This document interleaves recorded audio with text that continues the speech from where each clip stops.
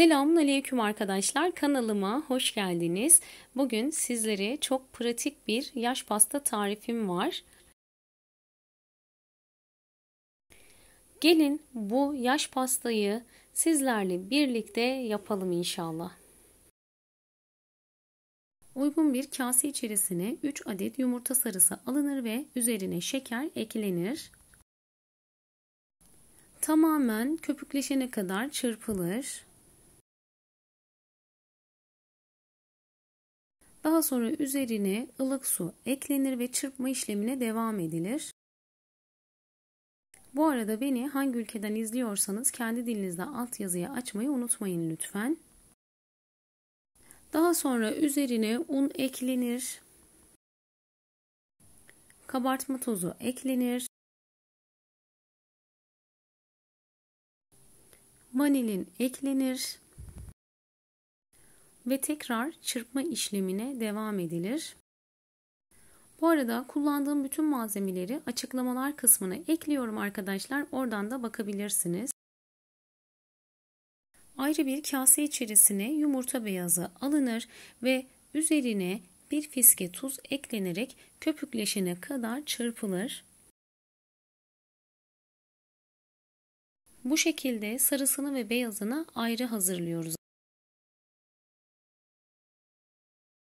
Yumurta beyazım da gördüğünüz gibi hazır oldu. Bakın spatuladan düşmüyor. Bu şekilde olacak.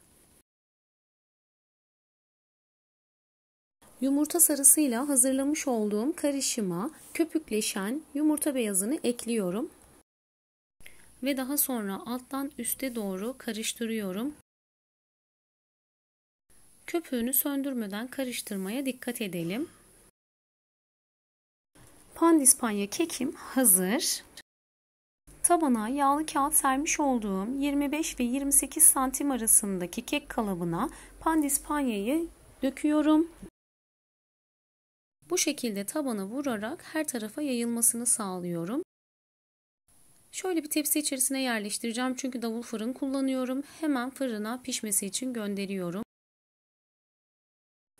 Değerli izleyenler ve sevgili takipçilerim, gördüğünüz gibi şu an pandispanyam hazır. Puf puf bir pandispanya oldu.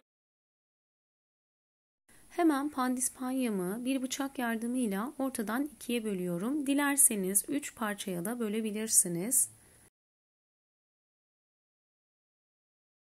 Hazır almak yerine sizler de pandispanyanızı bu şekilde evde hazırlayabilirsiniz. Yumuşacık, çok lezzetli oluyor. Denemenizi tavsiye ederim.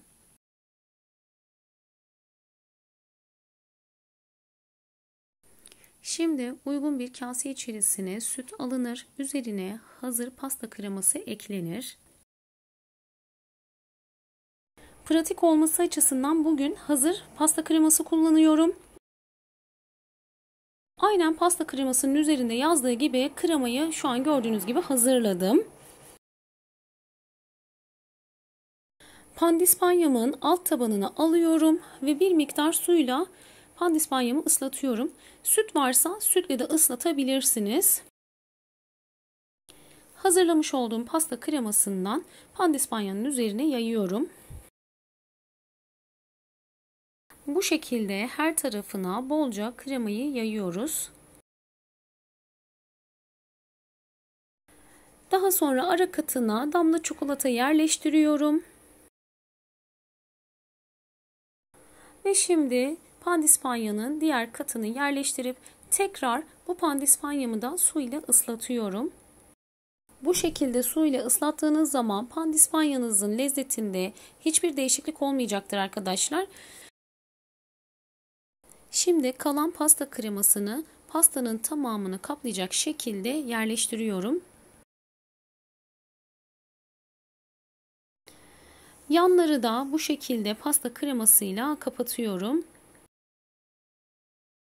Hem pratik hem lezzetli ve az malzemeli olan bu pastayı büyük küçük herkes beğenecektir. Sizlerin de denemesini tavsiye ediyorum.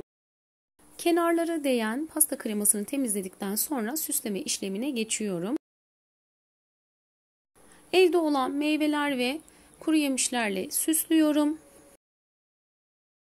Sizler Dilediğiniz şekilde pastanızı süsleyebilirsiniz.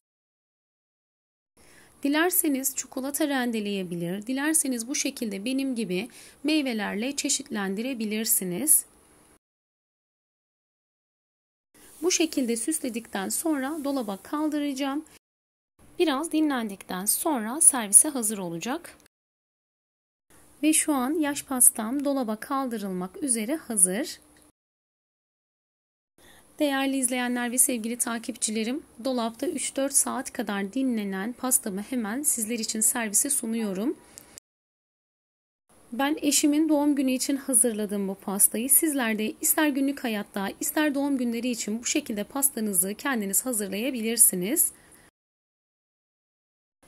Sizler izlerken ben de sizlere veda edeyim. Umarım sizler için faydalı bir video olmuştur. Beni izlediğiniz için teşekkür ederim. Diğer tariflerde, diğer videolarda görüşmek üzere. Allah'a emanet olun, sağlıkla kalın, hoşça kalın.